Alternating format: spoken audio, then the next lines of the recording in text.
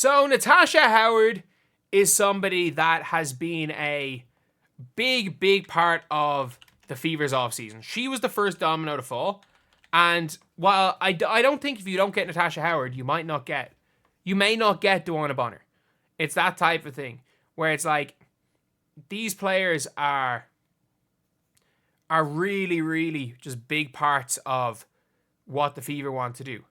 And Natasha Howard is already, by the way, she's already somebody that I think if she plays like she can, if she just runs hard, she'll be a fan favorite. I mean, that all she has to do is run really hard, and I think she's going to be a fan favorite in Indiana. Like, I think with Duana Bonner, I think people maybe have too high expectations for Duana Bonner, but I think as long as the Fever are good, if the Fever are bad this year, and that's the thing where it's like, if you play with LeBron, fingers are pointed. If you're good with LeBron, you become a star. Like, she can become a star in her own right. And obviously, you've seen this, like, there are now more articles, a bunch of articles being written about her.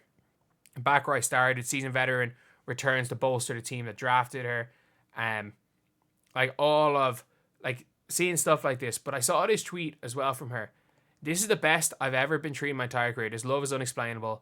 I've always mattered. Now I'm being shown how much of it impacted I've been in this league. I can't lie, it's good. God is so amazing. And like, if you've listened to Natasha Howard, basically when she signed, her reason for signing, and ironically, her reason for signing seemingly was this, is that, like, again, I'm basing an opinion on what she has said. This might not be exactly it, and if I misinterpreted what she has said, and basically a lot of what she's been saying, I'll take back what I've said. But from the way I've interpreted, the way I think a lot of people have, is that Natasha Howard should be in those conversations with the top players in WNBA history. Maybe not in that, but like in those really good players. She is a 3-time champion, a defensive player of the year, and a multiple-time All-Star. Like, that is something that not a lot of players have done. As well as that, she's played in multiple finals. She averaged 17 points per game last year. She averaged something similar the year before when Dallas were the 4th seed. And she wasn't an All-Star. All the talk was about Satu and Enrique when she was there averaging 17 for that team. So it's one of those things where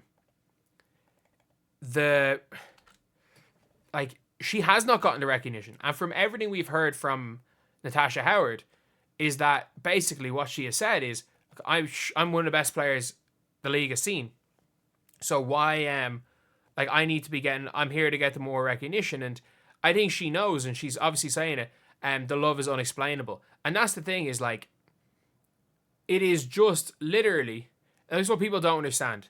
And people are going to have all of these weird, like, society things for the fans. And I'm like, people don't understand. Like, it's funny though. Like, Angel Reese and stuff gets abused by this. One same account gives abuse to Angel Reese and Caitlin Clark at the same time, because all these idiot trolls, social media, hate them all. And suddenly it's Caitlin Clark fans attacking Angel Reese, and I'm like, no, these people are just trolls. They're not fans of anyone. They hate Caitlin Clark as much as they hate Angel Reese now. Like, these people are not fans. Whereas you can see the Fever fans, like Natasha Howard, how excited people are that their team's gotten an All-Star. The vast majority of the fans are literally just there because they're basketball fans. Like, that's the truth of it all. And you see all of her tweets, 3.7k. The team and fans are excited to have you. Happy to have you in Indiana. We support you, appreciate it. Belief and trust in Amber, Kelly, Kane, and the rest of the team really paved the way.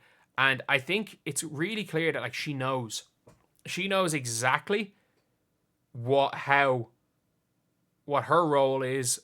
Not even what her role is, but she knows exactly how many points she's going to average by just running. She played against this team. And she knows exactly, like, she doesn't have to do anything with the ball in her hand. She knows she can play defense and run. That's all she has to do. Play defense, run, and she instantly becomes maybe an All-Star again. I'm not joking when I say that. Like, a lot of people are like, oh, the X and Y Z player is going to have to take a back seat. I think the player that's probably going to have to take the biggest hit on their usage rate might end up being Aaliyah Boston. And I think with the way the Fever are constructed, it depends on the game. It literally just depends on the game. Sometimes Caitlin's just going to become a facilitator. Why did I click on Lulop Seneschal stuff? Sometimes Caitlin's going to be a facilitator. Sometimes she's going to be a scorer. Sometimes Kelsey Mitchell might not play. Like there was a game where she only played 5 minutes till the second half last year. There's going to be some games where maybe Kelsey Mitchell's going to play 25 minutes and you need full defense and you go Hull and Cunningham as your wings.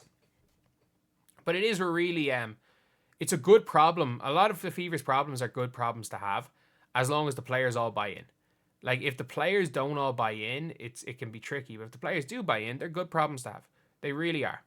But, yeah, this is something that, again, if you are a Fever fan, it's just a good position to be in.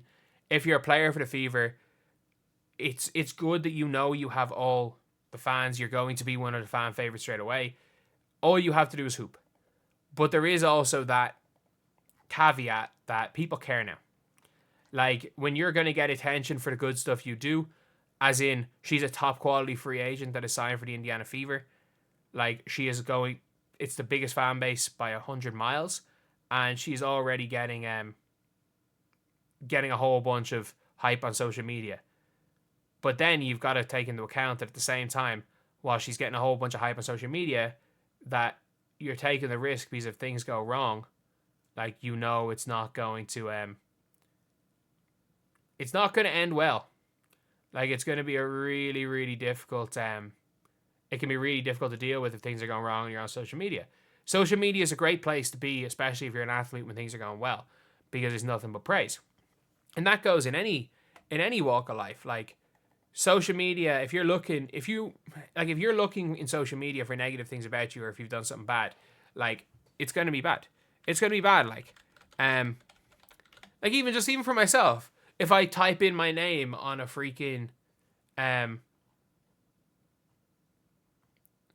on any Chicago Sky or Angel Reese fan thing, I'm called out every name in the world. Like, you don't have to, it's hard, it's a hard thing sometimes to see when things are going bad. Like, if you want to look for negative things said about you on social media, you can find them, especially if you are in the public eye.